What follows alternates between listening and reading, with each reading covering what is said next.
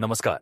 आप सुन रहे हैं ऑडियो बुक बाय आरवी, जहां हम केवल कथा नहीं सुनते बल्कि उन महान चरित्रों को समझते हैं जिन्होंने युगों तक मानवता को दिशा दी। पिछले एपिसोड में हमने देखा कि कैसे रावण के पुत्र मेघनाद ने अपनी मायावी शक्ति और नागपाश से राम और लक्ष्मण को बंधन में जकड़ दिया। वानर सेना निराशा में डूब गई थी। ऐसा लगा मानो युद्ध का परिणाम बदल जाएगा। परंतु गरुड़ के आगमन से बंधन टूटे और राम सेना ने फिर साहस प्राप्त किया। अब लंका में भय फैल चुका है।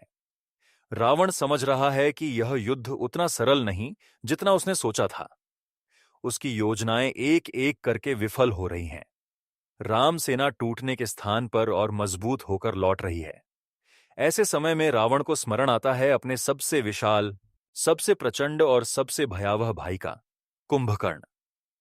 कुंभकर्ण का नाम सुनते ही लोग केवल उसके आकार और बल को याद करते हैं, परंतु वह केवल एक बलशाली योद्धा नहीं था।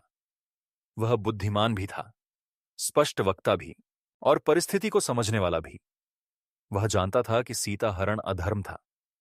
वह समझता था कि रावण का अभिमान पूरे लंका को संकट में डाल रहा है।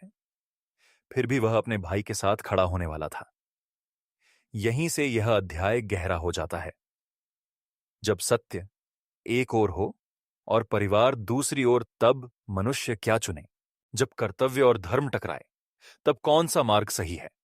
जब हम जानते हों कि परिणाम विनाश है, फिर भी साथ निभाना क्या उचित है? कुंभकर्ण का चरित्र इन्हीं प्रश्नों से भरा हुआ है। और दूसरी ओर हैं श्रीराम, जो शत्रु में भी गुण देखते हैं और युद्ध में भी मर्यादा नहीं छोड़ते। आज के एपिसोड में हम देखेंगे कैसे कुंभकर्ण को नींद से जगाया गया, कैसे उसने रावण को कठोर सत्य सुनाया, कैसे वह रणभूमि में प्रलय बनकर उतरा और कैसे श्रीराम ने शक्ति और धर्म का अद्भुत संतुलन दिखाया।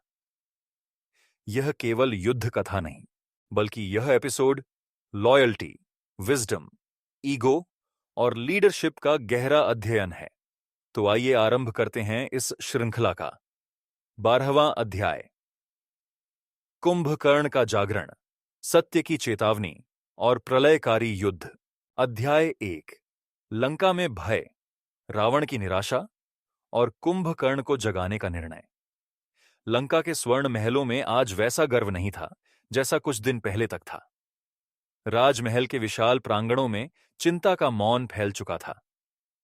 जिन गलियारों में विजय के गीत गूंजते थे, वहां अब युद्ध समाचारों की फुसफुसाहट थी। मेघनाद का नागपाश भी निर्णायक सिद्ध नहीं हुआ। राम और लक्ष्मण पुनः खड़े हो गए।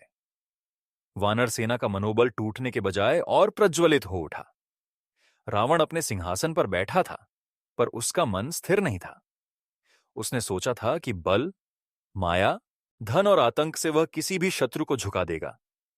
पर सामने खड़े राम किसी सामान्य राजा की तरह व्यवहार नहीं कर रहे थे। वे क्रोध से नहीं, धैर्य से लड़ रहे थे।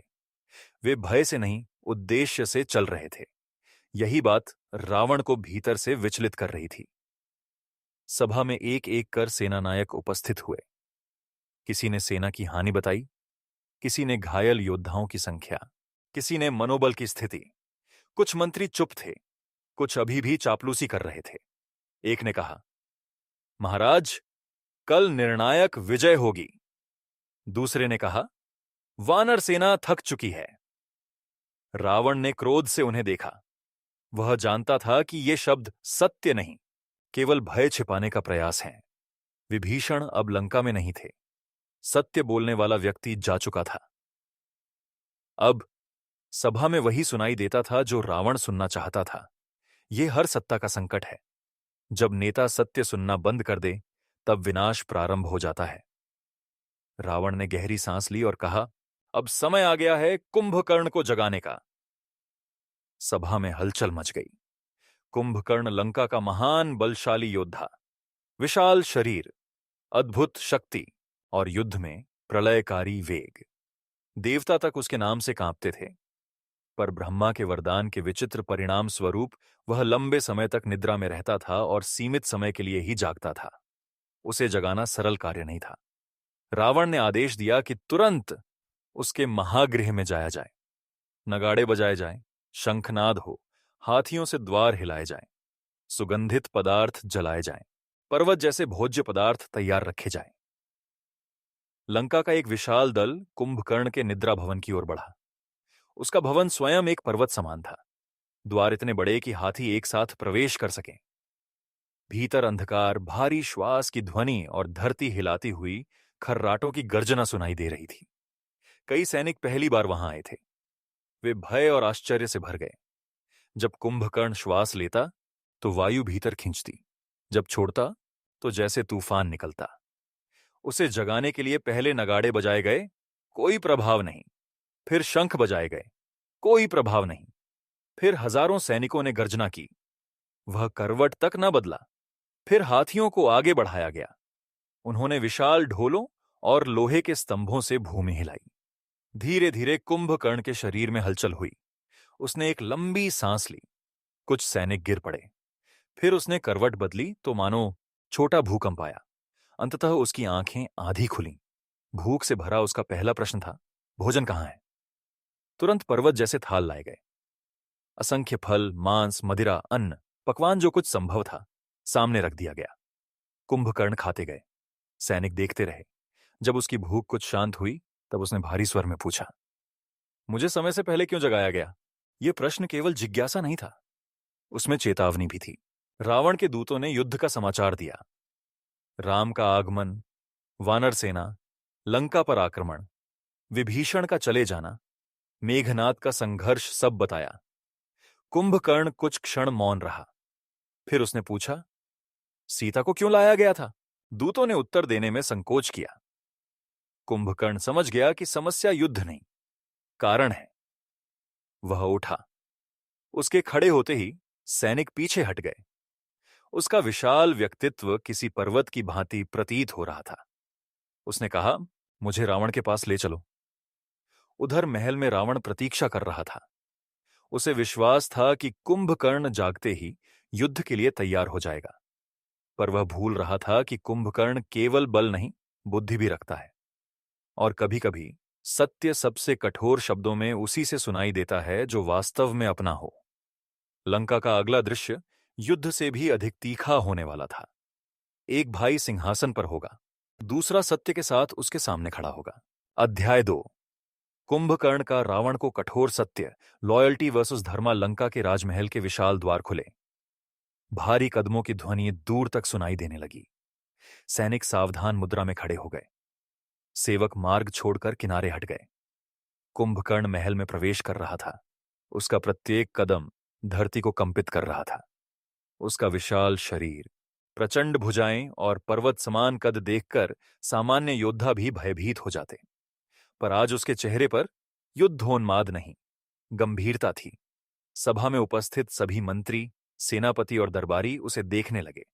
रावण सिंहासन पर बैठा था। उसने अपने भाई को देखा और कुछ क्षणों के लिए प्रसन्न हुआ। उसे लगा कि अब परिस्थिति बदल जाएगी। कुंभकर्ण सिंहासन के समीप पहुंचा। उसने औपचारिक प्रणाम किया, पर उसके स्वर में वह उत्साह नहीं था जिसकी रावण अपेक्षा कर रहा था। उसने सीधे पूछा, भैया, यह युद्ध क्यों खड़ा हुआ? सभा में सन्नाटा छा गया। रावण ने कहा, वनवासी राम ने लंका को चुनौती दी है, वह मेरी शक्ति तोड़ना चाहता है। कुंभकर्ण ने शांत स्वर में उत्तर दिया, राम लंका पर आक्रमण करने स्वयं नहीं आए। कारण सीता हरण है। यदि कारण अधर्म है तो परिणाम संकट ही होगा। ये शब्द सुनते ही कई दरबारी घबरा गए। किसी ने साहस नहीं किया कि बीच में बोले। रावण का चेहरा कठोर हो गया। उसने कहा, तुम भी विभीषण की तरह मुझे दोष देने आए हो? कुंभकर्ण ने बिना डरे कहा, जो अपना होता है वही दोष बताता है। जो केवल प्रशंसा करे वह हितैषी नहीं, विनाश का साथी होता है। सभा स्तब्ध रह गई। यह वही सत्य था जिसे विभीषण पहले कह चुके थे। पर अब वही बात एक ऐसे व्यक्ति के मुख से निकली थी जिसे लंका का सबसे बड़ा बल माना जाता था। कुंभकर्ण आगे बोला, आप महान विद्वान हैं। आपने देवताओं को पराजित किया, अनेक लोगों पर विजय प्राप्त की। परंतु जो व्यक्ति स्वयं के मन पर विजय न पाए, उसकी बाहरी विजय व्यर्थ हो जाती है। रावण ने दांत भींच लिए। उसे यह सुनना अच्छा नहीं लग रहा था, पर वह जानता था कि सामने वाला कोई साधारण मंत्री नहीं, उसका भाई है जो निर्भय होकर सत्य बोल सकता है। कुंभकर्ण ने कहा, सीता का हरण बल नहीं, दुर्बलता थी। धर्म का अपमान शक्ति नहीं, अभिमान था। और आज लंका उसी अभिमान की कीमत चुका रही है। सभा में कुछ लोगों ने सिर झुका लिया। वे जानते थे कि यह सत्य है। रावण ने ऊंचे स्वर में कहा, क्या तुम मुझे युद्ध के समय कमजोर करना चाहते हो? कुंभकर्ण ने उत्तर दिया, नहीं, मैं आपको बचाना चाहता हूं। अभी भी समय है। सीता को सम्मानपूर्वक लौटाइए, राम से शांति कीजिए, युद्ध रुक सकता है। यह सुनकर रावण क्रोध से खड़ा हो गया। मैं रावण हूं, मैं किसी वनवासी से क्षमा मांगूं, मैं किसी के सामने झुकूं? उसके स्वर में वही अहंकार था जिसने उसे यहां तक पहुंचाया था। कुंभकर्ण ने गहरी सांस ली। यही समस्या है भैया, आपको झुकना अपमान लगता है, जबकि कभी कभी झुकना ही राज्य को बचा लेता है। यह वाक्य केवल रावण के लिए नहीं, हर युग के नेतृत्व के लिए शिक्षा है। जो नेता समय पर स्वीकार नहीं करता कि वह गलत है, वह केवल स्वयं नहीं गिरता, अपने साथ सबको गिरा देता है। रावण अब शांत नहीं रह सका। उसने कहा, यदि तुम युद्ध नहीं करना चाहते तो लौट जाओ, मुझे उपदेश की आवश्यकता नहीं। सभा में तनाव चरम पर था। कुछ क्षणों तक कुंभकर्ण मौन रहा। फिर उसने धीरे से कहा, मैंने सत्य कह दिया, अब मेरा दूसरा धर्म प्रारंभ होता है। रावण ने आश्चर्य से देखा। कुंभकर्ण बोला, आप गलत हैं, यह मैं जानता हूं। यह युद्ध अनावश्यक है, यह भी जानता हूं, पर आप मेरे बड़े भाई हैं। संकट में आपको छोड़ना भी मेरे स्वभाव में नहीं। यहीं कुंभकर्ण का चरित्र जटिल हो जाता है। वह सत्य समझता है, पर परिवार भी नहीं छोड़ता। वह अधर्म को सही नहीं कहता, पर संकट में साथ खड़ा होता है। उसने कहा, मैं आपके निर्णय का समर्थन नहीं करता, पर युद्ध भूमि में आपके लिए लड़ूंगा। सभा में जयघोष उठ गया।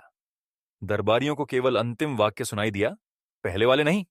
रावण के चेहरे पर फिर गर्व लौटा। उसने समझा कि कुंभकर्ण उसके पक्ष में है, पर वास्तव में कुंभकर्ण उसके पक्ष में नहीं, अपने भाई के साथ था। यह अंतर बहुत बड़ा है। रावण ने उसे श्रेष्ठ कवच, विशाल शस्त्र और सेना देने का आदेश दिया। कुंभकर्ण ने कहा, सेना की आवश्यकता नहीं, जहां मैं चलूंगा वहां मार्ग स्वयं बनेगा। फिर भी उसके साथ विशाल दल तैयार किया गया। महल से बाहर निकलते समय कुछ सैनिक उसके जयकारे लगा रहे थे। कुछ लोग उसे आशा की अंतिम किरण मान रहे थे, पर कुंभकर्ण के मन में उत्साह नहीं था। वह जानता था, यह युद्ध जीतने नहीं, मिटने जा रहा है। उसने आकाश की ओर देखा, मानो मन ही मन सोच रहा हो, काश सत्य पहले सुना गया होता। उधर राम शिविर में भी सूचना पहुंची कि कुंभकर्ण जाग चुका है और रणभूमि में उतरने वाला है। वानर सेना में हलचल मच गई। उसके आकार और बल की कथाएं पहले से प्रसिद्ध थीं। सुग्रीव ने तैयारी का आदेश दिया। जांबवान ने सैनिकों को संयम रखने को कहा। हनुमान शांत थे, पर सजग। लक्ष्मण ने पूछा, क्या वह केवल बलवान है? विभीषण ने गंभीर स्वर में कहा, नहीं, वह बलवान भी है और बुद्धिमान भी। यदि वह धर्म पक्ष में होता तो इतिहास अलग होता। राम कुछ क्षण मौन रहे, फिर बोले, जो व्यक्ति सत्य जानता है वह भीतर से पूरी तरह शत्रु नहीं होता। यह राम का दृष्टिकोण था। वे केवल बाहरी पक्ष नहीं, व्यक्ति के भीतर भी देखते थे। युद्ध भूमि पर अब एक नया अध्याय खुलने वाला था। एक ऐसा योद्धा आने वाला था जो गलत पक्ष में था, पर पूरी तरह गलत नहीं था। अध्याय 3, कुंभकर्ण का रण प्रवेश। वानर सेना में भय और प्रलयकारी आक्रमण प्रभात होते ही लंका के द्वारों पर असामान्य हलचल दिखाई देने लगी। नगाड़े बजने लगे, शंखनाद होने लगा और राक्षस सेना एक नई ऊर्जा के साथ संगठित होने लगी। ऐसा प्रतीत हो रहा था मानो लंका अपनी अंतिम बड़ी आशा को रणभूमि में उतारने जा रही हो। वानर सेना ने भी यह परिवर्तन देख लिया। दूर से धूल का विशाल गुब्बार उठ रहा था। धरती हल्की हल्की कांप रही थी। कुछ सैनिकों ने पूछा, यह क्या है? विभीषण ने गंभीर स्वर में उत्तर दिया, कुंभकर्ण आ रहा है। उस नाम के साथ ही वातावरण बदल गया। कई वानर योद्धाओं ने उसकी कथाएं सुनी थीं। उसका पर्वत समान आकार, उसकी भुजाओं की शक्ति, उसका युद्ध में प्रलयकारी रूप। कुछ सैनिकों के मन में भय जाग उठा। राम ने सेना की ओर देखा। उन्होंने समझ लिया कि शत्रु अब भी आया भी नहीं और उसका प्रभाव शुरू हो चुका है। उन्होंने कहा, जो केवल आकार देखकर डर जाए, वह अपने भीतर की शक्ति भूल जाता है। इन शब्दों ने सैनिकों को कुछ स्थिर किया। तभी लंका के विशाल द्वार खुले। उनके भीतर से कुंभकर्ण प्रकट हुआ। उसका शरीर पर्वत के समान विशाल था। हाथों में महाशूल, कंधों पर कवच, नेत्रों में तेज और चाल ऐसी कि धरती कांपती हुई प्रतीत हो। उसके पीछे राक्षस सेना जय घोष कर रही थी, पर उसके चेहरे पर उन्माद नहीं था। वह मौन था, मानो वह युद्ध में जा रहा हो, पर भीतर कुछ और सोच रहा हो। रणभूमि के निकट पहुंचकर उसने सामने राम सेना को देखा। वानर, भालू, विभीषण, सुग्रीव, हनुमान, लक्ष्मण और दूर खड़े राम। उसने कुछ क्षण राम को देखा। राम भी उसे शांत दृष्टि से देख रहे थे। दोनों ने बिना शब्दों के एक दूसरे को परखा। राम ने अनुभव किया, यह साधारण दुष्ट योद्धा नहीं है। कुंभकर्ण ने अनुभव किया, यह साधारण मनुष्य नहीं है। फिर रणभेरी बजी। युद्ध आरंभ हुआ। वानर सेना ने परंपरा के अनुसार शिलाएं, वृक्ष और पर्वत खंड उठाकर उसकी ओर फेंकने शुरू किए। अनेक विशाल पत्थर कुंभकर्ण से टकराए, पर वह रुकने के बजाय और आगे बढ़ा। उसने अपनी भुजा घुमाई और कई योद्धा दूर जा गिरे। उसने एक वृक्ष पकड़ा और उसे हथियार की तरह प्रयोग किया। जहां वह चलता, वहां मार्ग बन जाता। जहां प्रहार करता, वहां सेना बिखर जाती। वानर सेना पहली बार किसी ऐसे शत्रु से लड़ रही थी जो स्वयं चलता हुआ दुर्ग प्रतीत होता था। अंगद आगे बढ़े। उन्होंने ऊंची छलांग लगाकर कुंभकर्ण के कंधे पर प्रहार किया। कुंभकर्ण क्षण भर डगमगाया, पर तुरंत संभल गया। उसने अंगद को पकड़ने का प्रयास किया, पर अंगद फुर्ती से हट गए। हनुमान आगे आए। उन्होंने पर्वत खंड उठाकर उसके वक्ष पर मारा। इस बार कुंभकर्ण कुछ पीछे हटा। उसने पहली बार गर्जना की। फिर उसने हनुमान पर शूल चलाया। हनुमान बच गए, पर भूमि फट गई। यह देखकर वानर सेना को समझ आया कि यह युद्ध साधारण बल से नहीं जीता जाएगा। सुग्रीव ने दलों को चारों ओर से घेरने का आदेश दिया। कई योद्धा एक साथ उस पर टूट पड़े। किसी ने पैरों पर प्रहार किया, किसी ने भुजाओं पर, किसी ने पीछे से वार किया। कुछ क्षणों के लिए ऐसा लगा कि संख्या बल काम करेगा, पर कुंभकर्ण ने घूमकर ऐसी प्रचंड शक्ति से आक्रमण किया कि अनेक दल पीछे हट गए। उसने कई योद्धाओं को उठाकर दूर फेंक दिया। कुछ परंपराओं में वर्णन है कि उसने कई सैनिकों को पकड़ पकड़कर निगलना तक शुरू कर दिया। यह उसके प्रलयकारी रूप का प्रतीक माना जाता है। वानर सेना में भय फैलने लगा।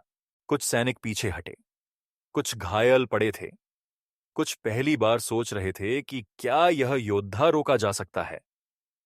जांबवान ने पुकारा, भागना मृत्यु को बुलाना है, संगठित रहो।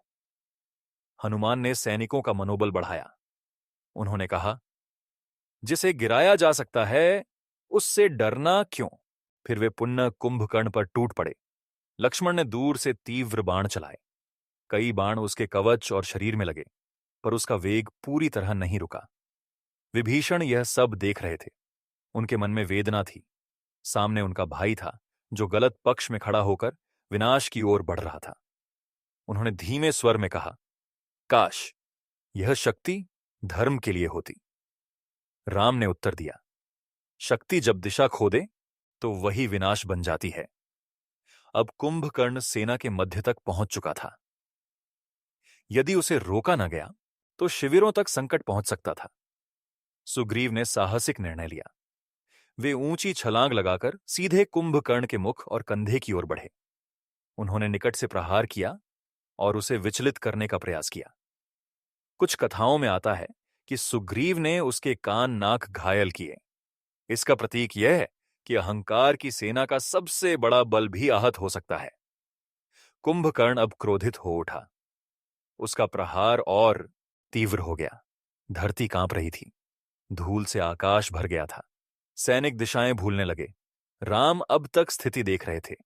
वे जानते थे कि समय से पहले हस्तक्षेप सेना के आत्मबल को कम कर सकता है। पर अब क्षण आ गया था। उन्होंने धनुष उठाया। वानर सेना में आशा की लहर दौड़ी। कुंभकर्ण ने भी यह देखा। उसने समझ लिया कि अब उसका सामना सीधे राम से होगा। उसकी आंखों में पहली बार युद्ध का गंभीर तेज दिखाई दिया और रणभूमि का अगला चरण इतिहास में अमर होने वाला था, जब प्रलयकारी बल धर्मयुक्त शौर्य से टकराएगा। अध्याय 4। राम वर्सेस कुंभकर्ण। सम्मानपूर्ण वध और महान शिक्षा। रणभूमि धूल, गर्जना और टूटते शस्त्रों से भर चुकी थी। कुंभकर्ण वानर सेना के मध्य प्रलय की तरह खड़ा था। उसके चारों ओर घायल योद्धा, टूटी शिलाएं और बिखरे वृक्ष पड़े थे। उसकी प्रत्येक गर्जना सैनिकों के हृदय तक पहुंच रही थी। पर अब एक नई शांति रणभूमि पर उतर रही थी। राम आगे बढ़े। उनके हाथ में धनुष था, नेत्रों में करुणा और चेहरे पर अद्भुत स्थिरता। वे क्रोध में नहीं थे, वे भय में भी नहीं थे। वे केवल अपने कर्तव्य की ओर बढ़ रहे थे। कुंभकर्ण ने उन्हें आते देखा। कुछ क्षणों के लिए रणभूमि मानो थम गई। वानर सेना रुककर देखने लगी। राक्षस सेना भी मौन हो गई। सब जानते थे कि अब दो महान शक्तियां आमने सामने हैं। कुंभकर्ण ने गहरी गर्जना की और कहा, राम, मैं जानता हूं कि तुम साधारण नहीं हो। मैं यह भी जानता हूं कि यह युद्ध उचित कारण से तुम्हारी ओर है। फिर भी मैं अपने भाई के लिए लड़ रहा हूं। राम ने शांत स्वर में उत्तर दिया, जो अपने संबंधों के प्रति निष्ठावान है वह सम्मान के योग्य है, पर जो अधर्म के साथ खड़ा है उसे उसके परिणाम भी स्वीकार करने होंगे।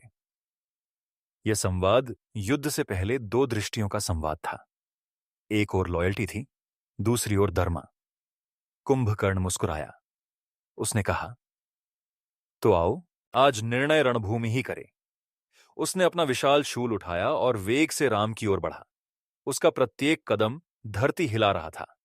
राम ने प्रथम बाण छोड़ा। बाण बिजली की तरह गया और कुंभकर्ण के कवच को भेदता हुआ निकला। वह रुका नहीं, बल्कि और तीव्र होकर आगे बढ़ा। दूसरा बाण उसकी भुजा पर लगा, तीसरा वक्ष पर। कुंभकर्ण घायल हुआ, पर उसकी गति बनी रही। वानर सेना विस्मय से देख रही थी।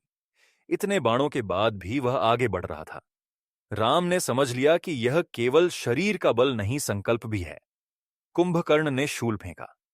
वह वज्र की गति से राम की ओर आया। राम ने तत्काल तीक्ष्ण बाण से उसे आकाश में ही दो भागों में विभाजित कर दिया। सैनिकों से गर्जना उठी। कुंभकर्ण अब निःशस्त्र नहीं था। उसने विशाल वृक्ष उखाड़ा और उसे घुमाते हुए प्रहार किया। राम ने बाणों की वर्षा से उस वृक्ष को खंड खंड कर दिया। फिर कुंभकर्ण स्वयं झपटकर निकट आ गया। राम पीछे नहीं हटे। उन्होंने तीव्र अस्त्र चलाए। कुछ परंपराओं में वर्णन आता है कि उन्होंने पहले उसकी भुजाएं काटी, फिर पैरों को दुर्बल किया। यह प्रतीक है कि अनियंत्रित शक्ति के साधनों को पहले रोका जाता है। एक दिव्य बाण उसकी एक भुजा पर लगा। वह भुजा धरती पर गिरी। धरती कांप उठी। दूसरी भुजा भी घायल होकर निष्क्रिय हो गई। फिर भी कुंभकर्ण रुका नहीं। वह केवल शरीर से नहीं, इच्छा से लड़ रहा था। वह गर्जना करता हुआ आगे बढ़ता रहा, मानो कहना चाहता हो कि अंत तक संघर्ष ही योद्धा का धर्म है। राम ने उसकी ओर देखा। उनके भीतर घृणा नहीं थी। उन्होंने कहा, तुम महान शक्ति थे। यदि दिशा सही होती तो युग तुम्हें और रूप में याद करता। यह वाक्य अत्यंत गहरा है। शक्ति पर्याप्त नहीं, दिशा ही तय करती है कि इतिहास सम्मान देगा या चेतावनी बनाएगा। कुंभकर्ण ने घायल अवस्था में भी हंसकर कहा, आज तुम सत्य कह रहे हो, राम। फिर वह अंतिम बार आगे बढ़ा। अब समय निर्णायक था। राम ने ध्यान लगाया, धनुष खींचा और दिव्य बाण छोड़ा। बाण सीधा गया, प्रचंड वेग, अचूक लक्ष्य, धर्मपूर्ण संकल्प के साथ। उस प्रहार से कुंभकर्ण धराशायी हुआ। उसका विशाल शरीर रणभूमि पर गिरा तो धरती कांप उठी। धूल का बादल छा गया। समुद्र तक उसकी ध्वनि पहुंची। कुछ क्षणों के लिए मौन छा गया। वानर सेना ने विजय गर्जना की। राक्षस सेना भय से पीछे हट गई। पर राम ने उत्सव नहीं मनाया। वे आगे बढ़े और गिरे हुए कुंभकर्ण को सम्मानपूर्ण दृष्टि से देखा। उन्होंने कहा, शत्रु होकर भी जिसने वीरता दिखाई वह सम्मान का अधिकारी है। यह राम का चरित्र है। वे विरोधी का वध करते हैं, अपमान नहीं। विभीषण की आंखें नम हो गईं। सामने उनका भाई था जो गलत पक्ष में था, पर भीतर से पूरी तरह दुष्ट नहीं था। उन्होंने कहा, भैया, काश तुमने सही मार्ग चुना होता। हनुमान ने भी मौन श्रद्धा प्रकट की। वे समझते थे कि रणभूमि केवल विजय और हार की नहीं, त्रासदी की भी भूमि होती है। लंका में जब यह समाचार पहुंचा, रावण स्तब्ध रह गया। उसकी एक और महान शक्ति गिर चुकी थी, पर उससे भी अधिक उसे यह आभास होने लगा कि अहंकार के सहारे अब युद्ध नहीं जीता जा सकता। उधर राम सेना में नया आत्मविश्वास जाग उठा। सैनिकों ने देखा कि चाहे शत्रु कितना भी विशाल क्यों न हो, संयमित बुद्धि और धर्मयुक्त शक्ति उसे परास्त कर सकती है। यह अध्याय हमें सिखाता है, केवल बल पर्याप्त नहीं, सही दिशा आवश्यक है। परिवार के प्रति निष्ठा महान है, पर अधर्म के साथ खड़ी निष्ठा दुखद परिणाम देती है। सच्चा विजेता शत्रु का अपमान नहीं करता। नेतृत्व संकट में शांत रहता है। आज कुंभकर्ण गिरा था, कल रावण का अहंकार और अकेला खड़ा होगा, और युद्ध अब अंतिम चरणों की ओर बढ़ने लगा था। और इसी प्रकार लंका की सबसे बड़ी आशाओं में से एक समाप्त हुई। राम ने फिर सिद्ध किया कि शक्ति जब धर्म के साथ हो तो प्रलय भी रुक जाता है। आइए अब तक की इस महान यात्रा पर एक संक्षिप्त दृष्टि डालते हैं। कुंभकर्ण का पतन केवल एक योद्धा की हार नहीं था, बल्कि यह उस शक्ति का अंत था जिसे सही दिशा कभी नहीं मिली। वह बलवान था, बुद्धिमान था, सत्य को पहचानता भी था, पर गलत पक्ष में खड़ा रहा। यही उसकी त्रासदी थी। राम ने उसे पराजित करके केवल विजय नहीं पाई, बल्कि यह भी दिखाया कि सच्चा नेतृत्व शत्रु के गुणों को भी सम्मान देता है। युद्ध में भी मर्यादा बनाए रखना ही उन्हें महान बनाता है। अब लंका की एक और बड़ी दीवार गिर चुकी है। रावण की सेना भयभीत है और उसके भीतर अकेलापन बढ़ने लगा है। जो लोग केवल शक्ति पर टिके होते हैं, उनके लिए प्रत्येक हार भीतर की कमजोरी को उजागर करती है। किंतु युद्ध अब भी समाप्त नहीं हुआ। रावण के पास अब भी उसका सबसे घातक अस्त्र शेष है, मेघनाद, जो बल के साथ माया और रणनीति भी जानता है। आने वाला चरण और भी खतरनाक होगा। अगले एपिसोड में हम जानेंगे मेघनाद का अंतिम युद्ध, लक्ष्मण का पराक्रम और अधर्म की एक और हार। यदि आपको यह प्रस्तुति प्रेरणादायक और ज्ञानवर्धक लगी हो, तो इस वीडियो को लाइक अवश्य करें और इसे अपने मित्रों तथा परिवारजनों के साथ शेयर करें, ताकि श्री राम की यह महान गाथा अधिक से अधिक लोगों तक पहुंच सके। ऐसी ही शोध आधारित और भावपूर्ण ऑडियो बुक सुनने के लिए हमारे channel audio book by RV को सब्सक्राइब करें और नोटिफिकेशन बेल दबाना ना भूलें, ताकि अगला एपिसोड आपसे छूट ना जाए। नई कड़ी प्रतिदिन रात 9 बजे प्रकाशित होती है। आपके प्रेम, समर्थन और विश्वास के लिए हृदय से धन्यवाद। धन्यवाद। जय श्री राम।